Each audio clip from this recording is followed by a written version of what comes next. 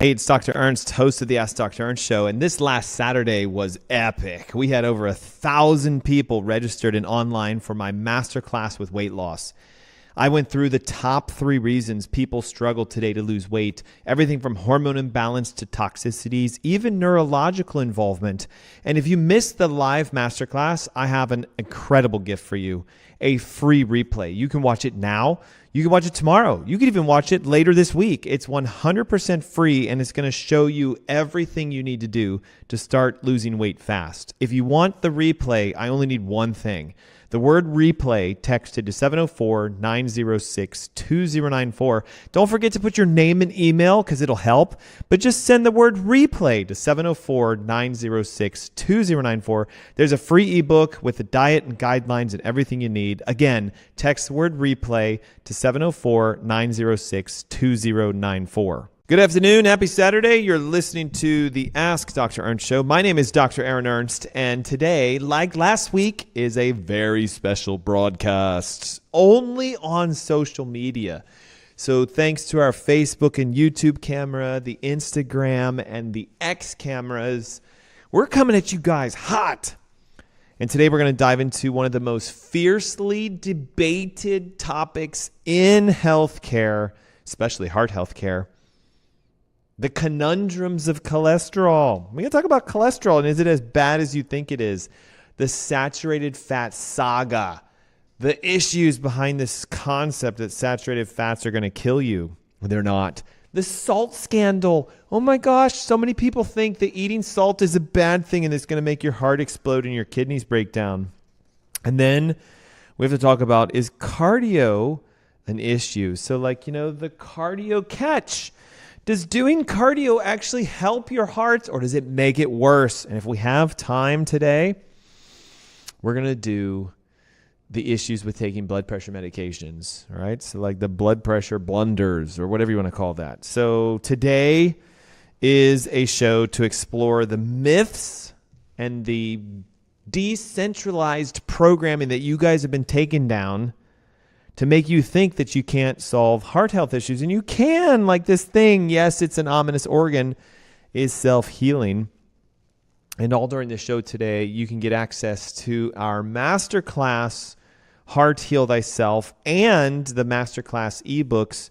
We're going to be doing that the second Saturday of October. I believe it's the 12th, so it's a bit away, but you can still register now if you want to hop on that. So because we're online, it should just be above or below. Click the links and everything will be there for you. So let's talk about this thing that is like the cholesterol conundrum, okay? The one thing I do know is that a lot of people just think that if their cholesterol is high, they're going to have a heart attack. And yes, cholesterol disease and cholesterol heart disease was connected, but now it's no longer. So let me give you the idea, where the idea came from, this thought of like cholesterol causing heart disease. Where did it come from? And is it time to reconsider this theory? So the cholesterol heart disease connection, if you don't know this, took off in the 20th century with what was called the lipid hypothesis. And the term should tell you outright, it was just an idea. It was like, let's make an educated guess. It was, however, largely promoted because of a scientist named Ernst, and he took a study in the 1950s that looked at fat consumption and heart disease in only 7 countries. So guys, we built an entire model of Lipitor and cardiovascular health off the results of 7 countries. And in these 7 countries, people ate a lot of fat, and he wanted to see how much heart disease they have. So the problem here was that he cherry-picked research. He ignored any country that ate high fat and had low heart disease. And it's been proven, you can look into this, it was the flaw of the Ansel Keys cholesterol study. He tried to show that the more fat you eat, the more heart disease you get. The problem was there are tribes and countries that eat a lot of fat and they have no heart disease. So he just went, well, remove those. Just take them out of the study. So from flawed data, we created all this fear behind cholesterol. So I know many of you, I can guarantee you this, if you had a report and it said cholesterol 300, LDL 190, you would be freaking out, but you shouldn't, because it doesn't work this way, and we're going to talk about that. So cholesterol is a molecule in the body, and it's necessary for hormones. So men, excuse me, you can't you can't create testosterone without cholesterol. It helps in brain function. It regulates cellular health.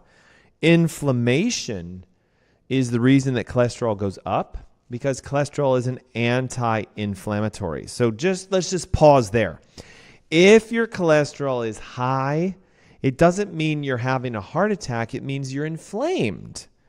And so inflammation is really what should get the bigger, scare. Like it should be. Can you imagine this? If somebody was to come back and be like, I had a cholesterol test and had an inflammation test. My inflammatory markers are high. Oh my God, I'm going to have a heart attack. Oh my God. Ah! And who cares about my cholesterol? Like, I wish you guys would freak out over your inflammatory markers more so than your cholesterol. And here's where things get interesting. We look at cholesterol as being the indicator of our body, but the higher the cholesterol, the higher the inflammation. And so when your arteries are inflamed because of bad diet, stress, and environmental issues, cholesterol is like a bandage. It patches the damage. It's not the cause of the problem, it's the response. So this is the conundrum. You all think cholesterol is the cause. Cholesterol causes heart disease. No, no. Cholesterol doesn't cause heart disease. Inflammation causes heart disease, and cholesterol responds. So if we're only going to focus on lowering cholesterol without lowering inflammation, we're missing the bigger picture. It's a conundrum. So do statins help? These drugs that people have developed, all these statins, are they actually out there causing heart health, or are they causing harm? That's a great question. By definition, drugs do what they do. A statin will lower your cholesterol because that's what they do. But many people don't know that they block the production of CoQ10, which is an essential coenzyme needed for energy production, especially in your heart. So imagine this. You believe the lie that cholesterol being high is bad for your heart. So you go to your doctor and you take a statin thinking, I'm doing good for my heart. I'm going to be heart healthy. I'm not going to have a heart attack because my cholesterol says it's perfect. Meanwhile, CoQ10 levels are dropping significantly. Meanwhile, energy in your heart is dropping significantly. Meanwhile, studies, you can Google this, are now showing that low CoQ10 increases the risk of heart failure. And on top of that, many patients still experience the other side effects of statins: muscle weakness, cognitive issues, diabetes. It plays around with your insulin. So it's like you can't ever just take a pill and think you're never going to have a side effect from it, ever. If it's a prescription, there are side effects, guaranteed. So what I'm saying is the drugs themselves are actually doing more harm than if you just addressed the elevated cholesterol naturally by recognizing it's an inflammation. So instead of just focusing on cholesterol, novel concept, what we should do is focus on inflammation and lower that. And as you may know, the number one causes of inflammation are dietary input. Are you eating foods that are inflammatory? Yes. Are you eating foods that are anti-inflammatory? No. So we need to do that. Stress is a major inflammatory. Environmental toxins, pesticides, heavy metals, subluxations within the spine. All of these are the keys to preventing heart disease. So if we want to scratch off of our list the cholesterol conundrum, recognize it was all based off of fake data. There are tribes and countries that have excessively high cholesterol and they have no heart disease. And then we have famous people. Bob Harper, celebrity fitness guru, The Biggest Loser, works out all the time. I mean, his job was to work out. Imagine getting paid to work out. If you get to work out for 8 hours a day, 5 days a week, you should be fit. He was a vegan. He promoted really good, healthy lifestyles. He was teaching people how to be healthy. And what happens? He has a heart attack with normal cholesterol years ago. And then they were like, oh, it was a platelet issue. It wasn't cholesterol. He had really high ApoB platelets or whatever. Like, they will die to their belief so bad. That should have been like Bob Harper's heart attack disproved 50 years of, cardiology thinking. He had normal cholesterol. How did he have a heart attack? No, instead it was, we found something new and we can make more drugs. Cholesterol doesn't actually clog your arteries all the time. So if you're listening now and you're at home, you're in a car, you're wherever, I am not saying throw out your medications and flush them, but we are saying it's time to dig deeper and ask the right questions. High cholesterol does not cause heart disease, period. It is the effect of inflammation, which we can say causes heart disease, period. Okay, section number 2, the saturated fat saga. And if you're listening and you're just tuning in, we're questioning conventional wisdom here. We're asking the hard questions that you guys aren't asking. We're wondering if what we've been told is a lie, which it is. So what we're going to do now is look at fat. Because I'm sure you've been told that red meat causes heart disease. Why? Because it has high saturated fat. And you've been told that you should avoid it like the plague. Like it's going to elevate your cholesterol and it's going to kill you. Okay? You've been told, right? Eat margarine instead of butter. Drink skim milk instead of whole milk. Load up on all the low-fat products because they're good for you, and avoid all the high-fat products. This is the mantra, and I guarantee you it's still in your brain. I had a patient the other day, and I said, if you're in the grocery store and you have full-fat yogurt and low-fat yogurt, which one do you buy? And guess what she said? Well, I buy the low-fat yogurt. I was like, why? Because it's healthier for you. And I'm like, oh, my God. You know. All right? To help us unravel this mystery, we're going to ask some questions about how diets that are super high in fat help the heart. And how can that be? Because these people are eating a tremendous amount of saturated fats. So let's start off this thought with this. Saturated fat has been demonized for decades as being a cause of heart disease. And saturated fat does not cause heart disease. Inflammation causes heart disease. How did we get to this concept of red meats cause heart disease or saturated fats cause heart disease? Well, here we go. This is an awesome question. I'm so glad you asked this. The idea came from the same guy, go figure, who came up with the fact that cholesterol is bad. Ancel Keys linked fat consumption to heart disease. But in addition to how he cherry-picked the data over cholesterol values, he also cherry-picked the data over fat. What the public didn't hear was that there are a ton of populations, including the Maasai tribes in Africa and the Inuit Eskimos in Alaska, that have almost no heart disease, yet they eat nothing but saturated fats. So the problem was that all fats were lumped together into one cluster, and there was no distinguishing between a good saturated fat and a bad saturated fat, trans fats, or hydrogenated vegetable oils, or corn oils, soy oils, canola oils, versus walnut oil, almond oil, avocado oil, olive oil. So what happened was everyone was just like anti-fat.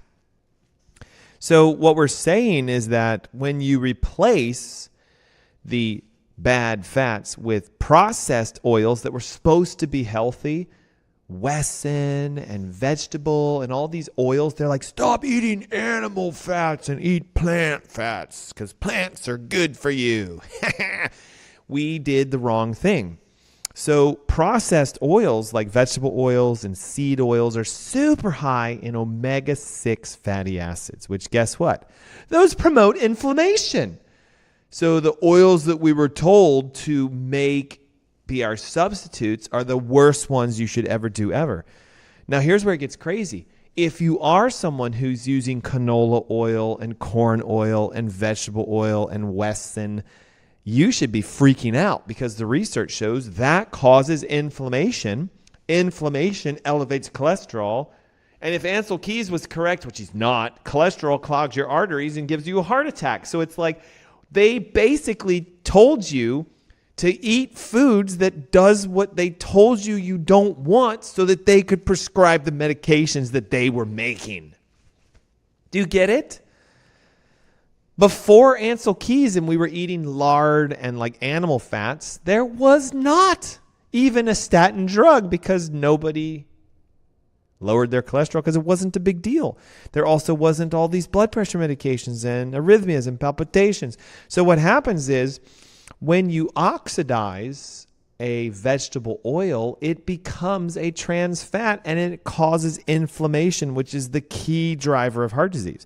Now, on the other hand, natural fats like grass-fed beef and wild-caught salmon and even coconut oil. And listen, I know you're going to think it's nuts. Even grass-fed butter are healthy, stable fats. They don't oxidize or go rancid. They provide the body with essential nutrients, conjugated linoleic acid, butyric acid, all these things that you can't get from plant oils. And right now you're probably looking in your pantry wondering, like, have you been doing it all wrong, right? I guarantee you have vegetable oils, canola oils, and all these heart-destroying, inflammatory, promoting oils. So fat, just so you know, saturated fats that are good promote cellular support. They make up the membranes of the cells of your body. They help with the absorption of fat-soluble vitamins, A, D, E, K, which are essential for bone functionality. Did you know that saturated fats raise good cholesterol? So to get your HDL levels up, you want to eat healthy saturated fats. Avocados, coconut oil, etc. Saturated fats are also very satisfying. They taste good. So when you eat diets high in healthy fats, you tend to feel full longer and faster, so therefore it can help you to even lose weight. So you might be thinking, right? Like I've been told, like avoid butter and steak and eggs. It will give you heart disease. And the truth is only half the story. If those steak and eggs and butter were fed vegetable oils and corn and wheat and rice and soy and oats, if they're corn-fed or grain-fed animals, yes, avoid them like the plague because they are abnormally created saturated fats. But if they are fed what they should be eating, grass and spiders and bugs and whatever, chicken and fish, whatever they eat, if it's natural, wild-caught, free-range, organic, pasture-raised, grass-finished, then they're healthy saturated fats. There are studies showing that people switch to a carnivore diet, which is where you eat nothing but animals. So fish, chicken, turkey, eggs, grass-fed red meats, etc. They eat nothing but animal-based proteins, but they do them in a clean method. Grass-finished, wild-caught, free-range, organic, etc. And their heart disease goes away. That alone should make you go, poof. But it's because the omega-6 fatty acids found in all the stuff they stop eating, like soybean oil, canola oil, corn oil, safflower oil, Wesson, and all this stuff, is super high in omega-6 fatty acids. So their inflammation goes down. So today, it's more about the ratio. You have to really pay attention. The ratio of your omega-3, omega-6, omega-9. So we want the omega-6 to the omega-3 ratios to be closer to 1 to 1 or 2 to 1. The amount of omega-6 fatty acids you have in your body should be hopefully equal or at the worst half in your body. Now, most Americans, it's in the like 40, 50, 60 range. And the research shows that if you drive your omega-6 to omega-3 ratio higher than 4, 5, 6, 7, 8, 9, 10, it promotes inflammation, which is the driver of all chronic diseases like cardiovascular disease, diabetes, and even cancer. So it's just a big challenge. And a lot of people don't realize you can eat red meat and have a healthy heart. You can eat eggs and not have to worry about your cholesterol. You can eat, butter and cook with it and not have to worry about your heart exploding as long as they are produced in a method that nourishes their original diet. grass-fed, grass-finished animal products that are of beef sources, right? Free-range, organic, pasture-raised, fed bugs and snails, chicken and eggs. And butter that comes from cows that are grass-finished. Because if you do it any other way, the omega-6 ratios go up. And what is the cause of heart disease again? Inflammation. Not cholesterol, not saturated fats. And here's a big one. Not salt. I'm going to say it just to say it because it needs to be said. Salt. For the longest time, we've been told elevations in salt will elevate your blood pressure, elevate your cholesterol, and cause you to have a heart attack. We've been warned, right? Haven't we? Salt raises blood pressure and contributes to coronary artery disease. I don't know why doctors always sound like that. But is it possible that it's the salt that actually helps your heart, doesn't kill your heart? So salt is good for you. It's really good for you. But like everything else, it has to be the right kind of salt. So to help us unravel the scandal of salt, I'm going to throw some specific questions that you guys should be asking at you and see how well you do with them. Okay? For decades, we've been told to limit the amount of salt because it causes high blood pressure and it can cause heart disease. I'm telling you, salt is not the enemy. So what is the difference between the salt that the doctors say you shouldn't eat and the salt that I'm saying you should eat? And that is the greatest question you should be asking. The problem isn't salt.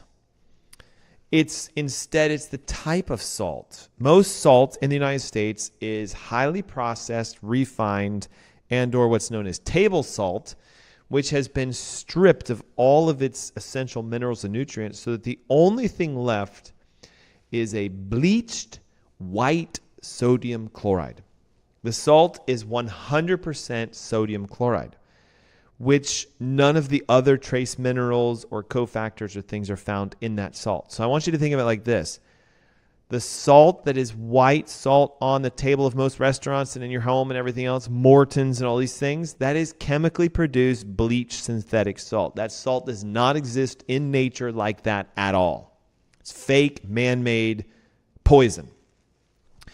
Natural salt, on the other hand, what you would find like in the environment, think of like a Himalayan pink salt or sea salt. If you took ocean water and dried all the water away, the salt that remains have a full spectrum of minerals like magnesium, potassium, and calcium, and lithium. And these things help your body to maintain proper electrolytic balance. So the minerals are used for hydration, nerve function, and even heart health. And if you take out all of that and just leave sodium and chloride, your body knows it's a fake salt. So what happens is it'll split the sodium and the chloride into their elemental components because they're minerals. Sodium is a mineral, chloride is a mineral. And what happens is with the sodium can pile up and it changes the regulations of how your kidneys work. So fluids are retained. This is why some people say, God, I ate too much salt yesterday. I can't get my rings off. Got to wait a couple hours. Maybe go to the bathroom and then I can take my rings off. Sodium does retain liquid. But to say that you can't eat salt is that's ridiculous because you should not eat the white table salt. Sodium chloride is what causes the problem. But magnesium chloride, potassium chloride, calcium chloride, lithium chloride, all the other chlorides are really good for you, and you get them through natural salts. Most of the harmful effects of salt comes from its excessive refining. So consuming refined salts is the same thing as consuming refined foods. It's bad and it promotes inflammation. So remember, the key is about balancing all minerals. Sodium, potassium, and magnesium work together to regulate blood pressure and the fluids of your body. If you're only taking the sodium and we're missing the other ingredients, magnesium, potassium, etc., we throw our electrolytes out of balance, and that causes problems, big problems. So if we were to look at populations that consume lots of salt, I don't know if you guys know this, the Okinawans in Japan or the traditional Mediterranean countries, they eat a lot of salt, yet they have lower heart disease rates and they have lower risks of heart disease and they live longer. I mean, my God, the Okinawans are living to 100 plus in large quantities. So the issue is not salt. It's the modern Western diet's version of highly processed bleached salt. So the issue again is that in the U.S., almost every major food is produced and made and packaged with white table salt. Good luck trying to find foods that have, Himalayan or sea salt. It's becoming a little more known, so we're starting to find companies doing this. But your average classic Tyson food, this, or boxed Betty Crocker that, or whatever, the salt that's in the food is the chemical processed salt. Just like we have the issue of chemically processed sugar that causes problems, the chemically processed salt raises the inflammation. So is salt bad for your heart? No. The kind of salt, though, is the issue. The amount of salt that people need can vary on various factors. Some people need more salt than others. If you're active, if you live in a warm environment, the kind of diet you have. For most people, if you eat a balanced whole food diet and you salt your foods to taste, like, that tastes pretty good, not over it, and you're at least sweating a little bit throughout the week, either exercising or you're doing it in a sauna or something like that, you'll be fine. Hey, it's the Ask Dr. Ernst show. I didn't realize at the time the commercials are knocking on our doors. So look up above, look below, click the links, get our free ebooks, and stick around when we come back from this commercial break. You're going to see more about the myths of heart disease. We're going to go into the cardio catch, and we'll probably even have time to talk about the blood pressure. So don't go away. We'll be right back.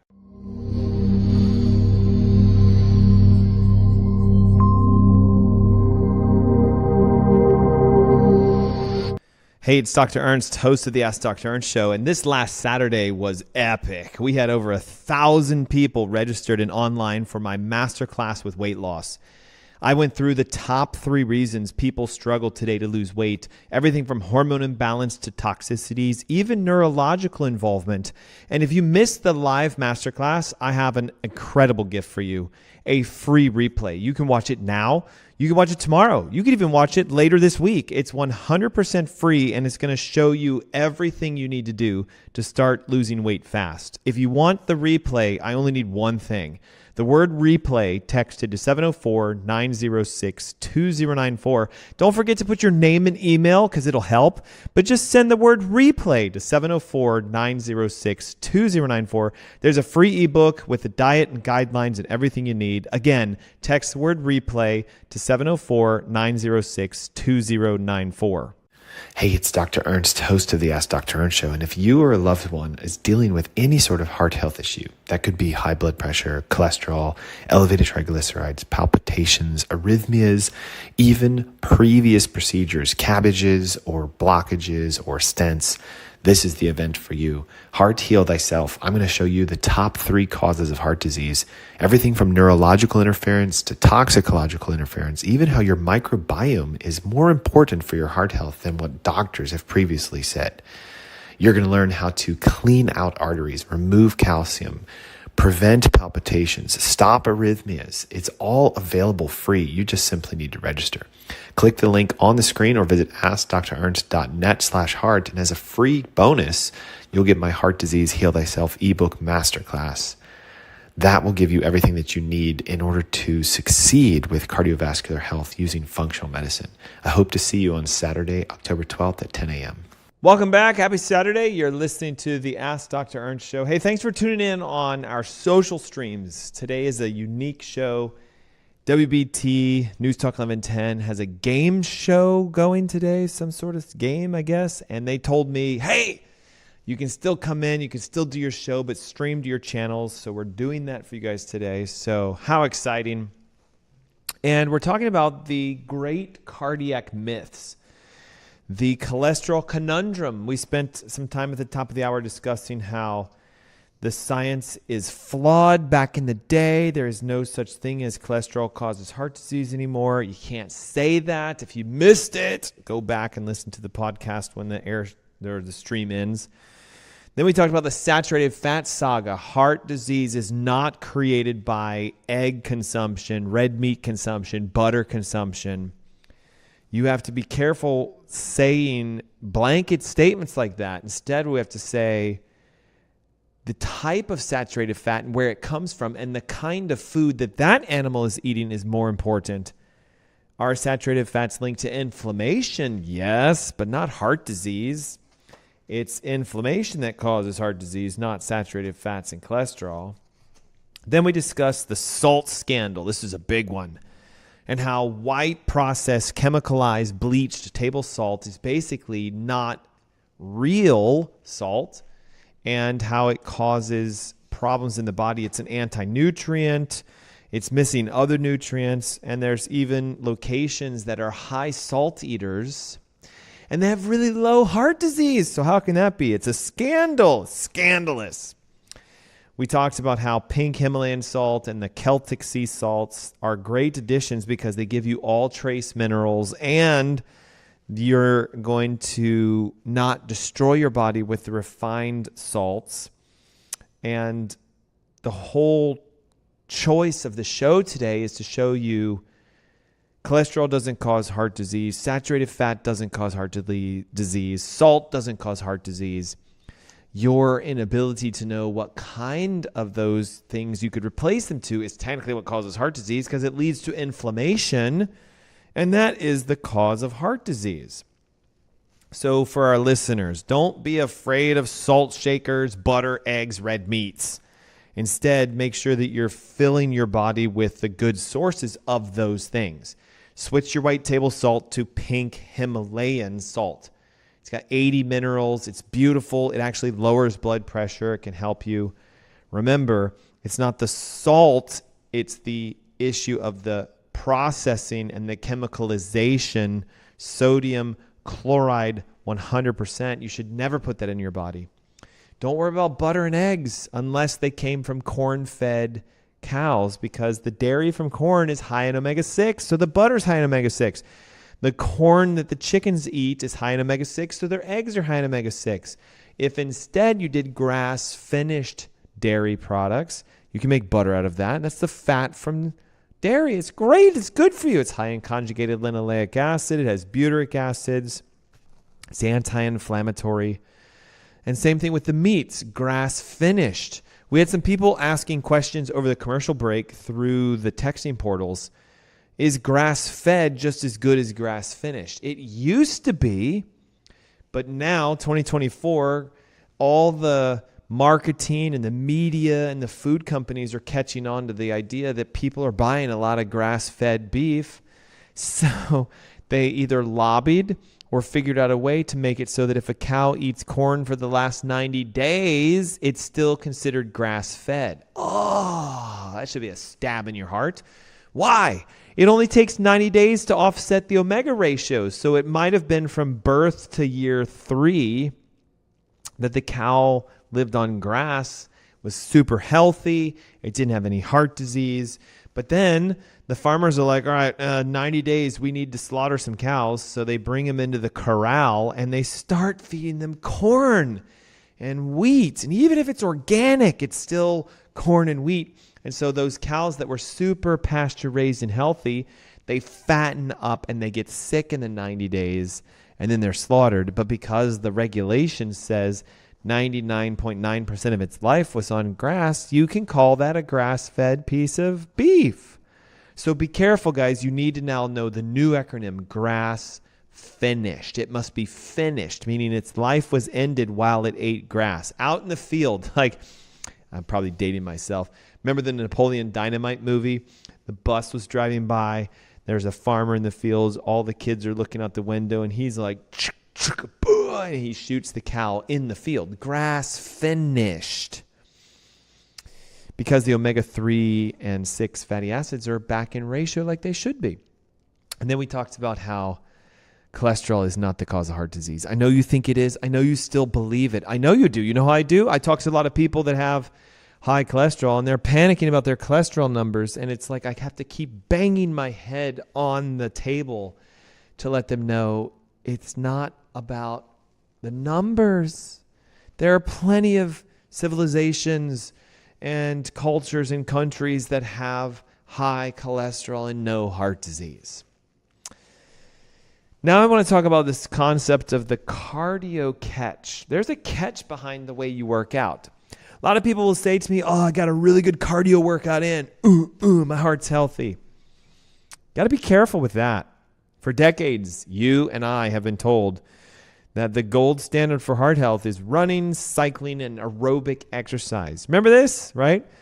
You name it. Cardio's always been famed as the essential exercise that you must do.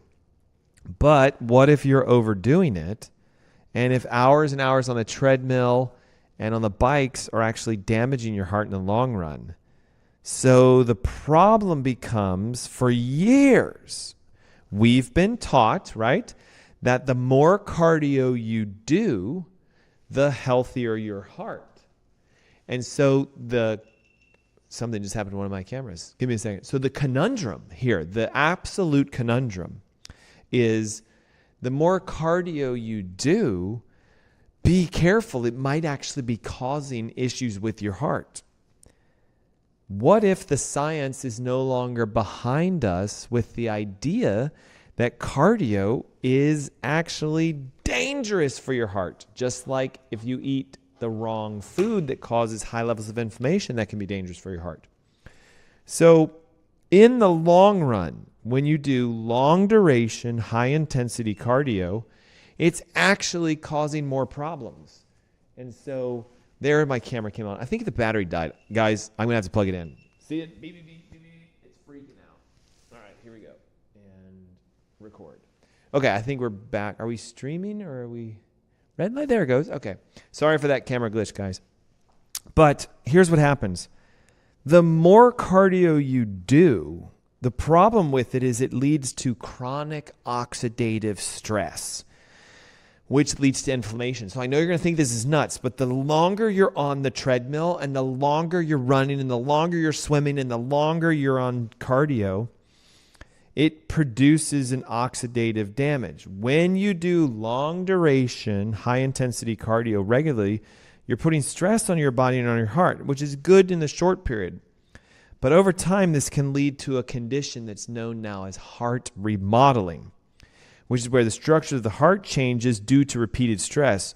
And that increase in stress can cause conditions like atrial fibrillation and even heart failure.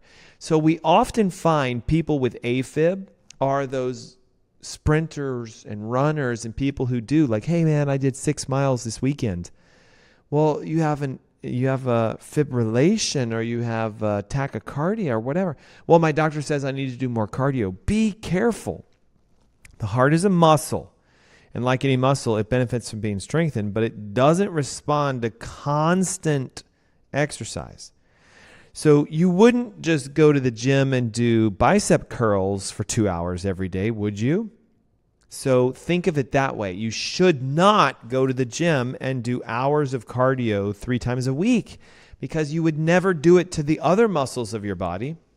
And it's a big shift in thinking because a lot of people thought for long hours of cardio, I would support my heart health. So if we want to talk about what you should do when you work out, it comes from a balanced approach. Think of it as like strength training with functional training, with short bursts of high intensity, rather than I'm going to hit the treadmill for an hour.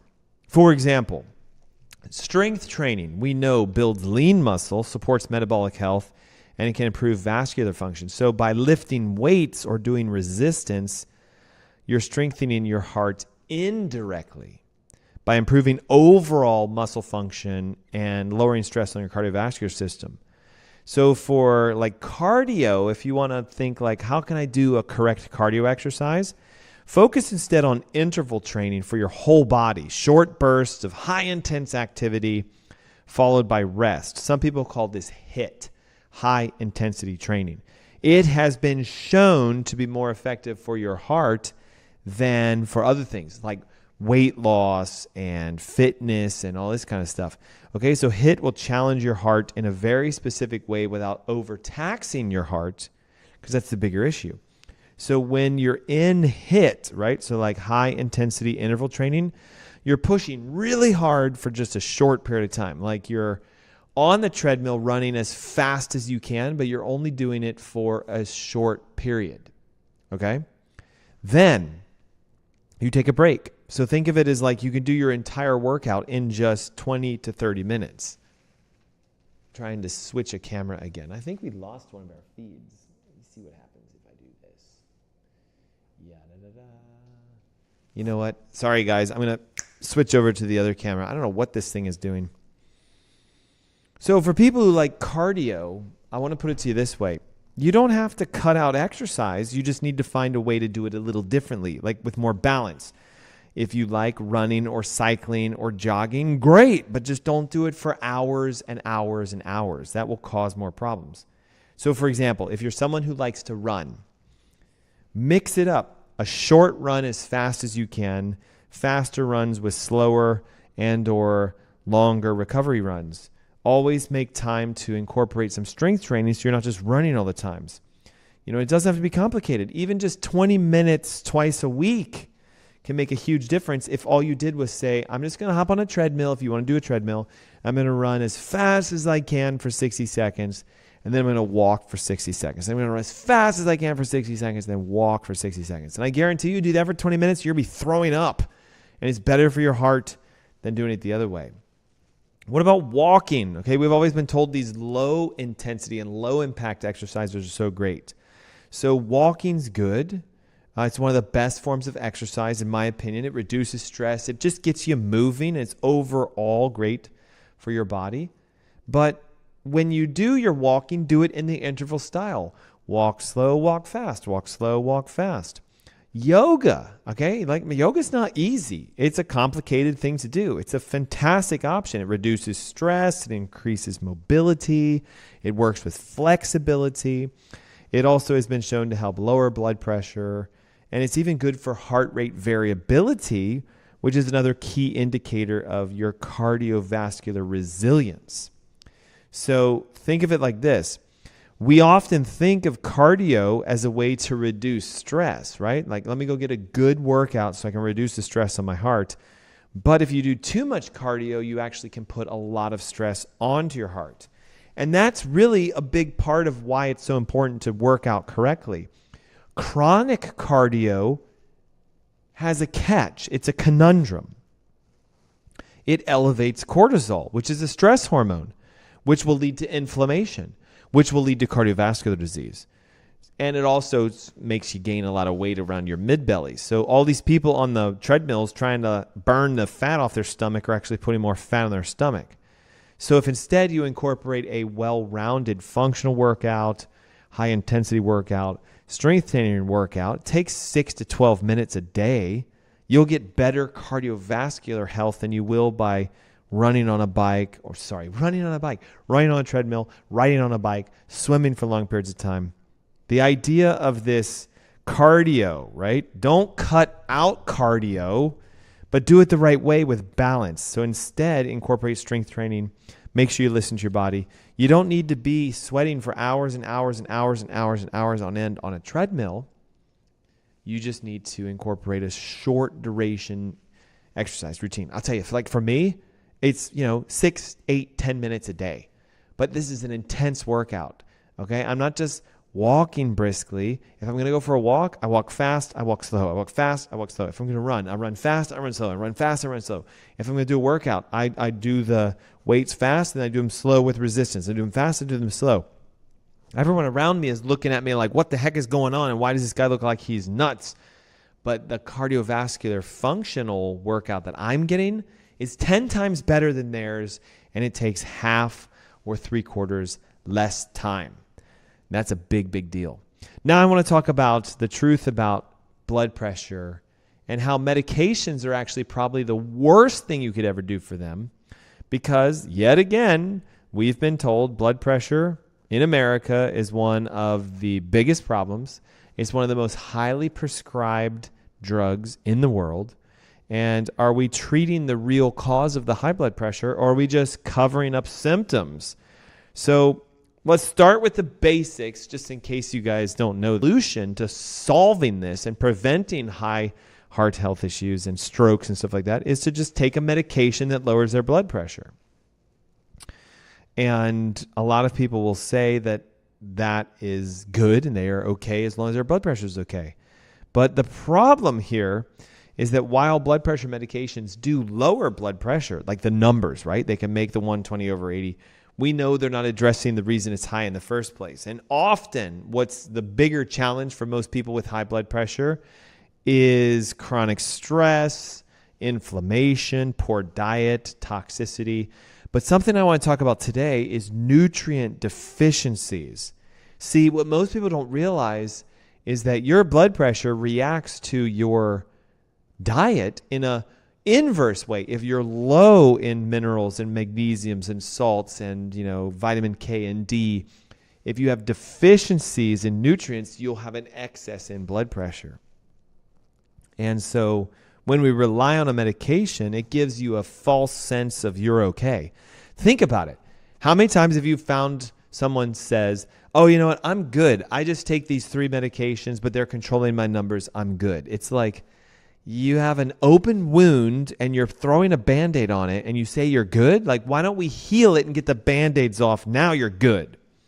So in the long run, many of these medications that make people look good with their numbers cause damage to their body. And I know that sounds like a big claim, but every class of blood pressure medication has side effects. For example, diuretics are very commonly used, very popular. And what they do is they get water out. So they enhance the kidney's ability to excrete water. So, of course, you can think of one problem, right? It can cause dehydration. It can cause the depletion of certain nutrients like potassium and magnesium, which you need for a healthy heart. Beta blockers, which are a very commonly prescribed medication, can lead to fatigue and depression and even weight gain, which ironically causes heart disease. Like, doesn't that seem strange to you? And how about the newer ACE inhibitors, right? These can cause chronic cough and in some cases a lot of swelling and edema. And let's not forget the fact that long-term usage of medications strains and stresses your kidneys and your liver.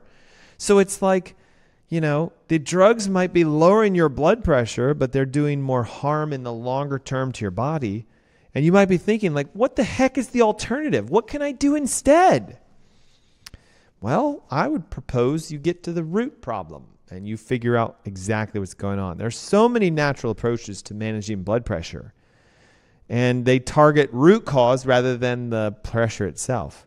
One of the most important things you can do if you want to talk about blood pressure regulation is make sure that your vagus nerve is clear. University of Chicago, many years ago, 10 plus years ago, took a bunch of chiropractors and a bunch of patients with high blood pressure, and they said, hey, give them an adjustment at their first cervical bone, and we, the doctors, will measure their blood pressure and we'll see what happens. Well, lo and behold, you got the adjustment done at C1, and most of the people, the majority, had a massive drop in systolic, systemic, diastolic lung pressure. Like 15, 16 point drop in systolic, 8, 9, 10 point drop in diastolic. And the doctors were so shocked that they expanded the study and said, well, let's see if we can pull off the same results with drugs. Now watch, chiropractors adjusted, so one adjustment, blood pressure dropped. Oh, and by the way, it lasted for 8 weeks. One treatment, 8 weeks of blood pressure drop. Then they saw the blood pressure coming back up again. Get an adjustment. Guys, that's like one adjustment every 2 months. 6 adjustments a year, and your blood pressure would be managed chiropractically. So the doctors were shocked, and they said, well, let's see, what does it take for us to be able to bring the blood pressure down like that? So they line up 100 plus people. They start prescribing blood pressure medications, and guess what they found out? It took 2 blood pressure meds to do the same equivalent drop in blood pressure as a chiropractic adjustment. Removing chronic stress on your nervous system by releasing a subluxation is the best way to be healthy and to encourage good blood flow and to open up neural channels to the heart, which can help your blood pressure. So isn't that cool? Like, you can actually get better blood pressure changes by seeing a chiropractor. And this isn't just me touting this. Yes, I have a chiropractic degree. Yes, I'm a doctor of natural medicine.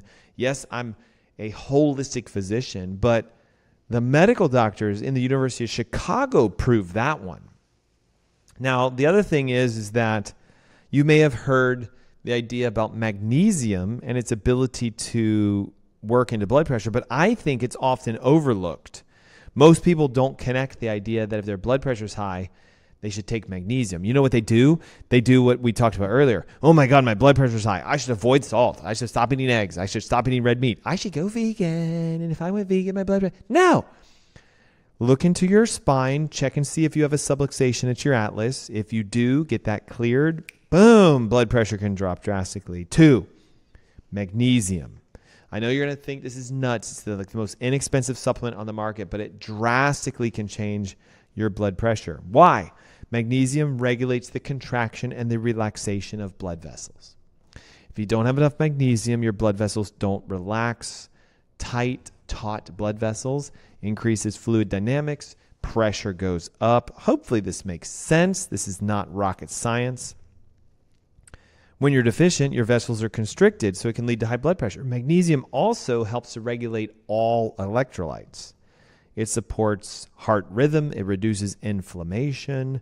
And most importantly, we talked about this last week, magnesium regulates where calcium goes.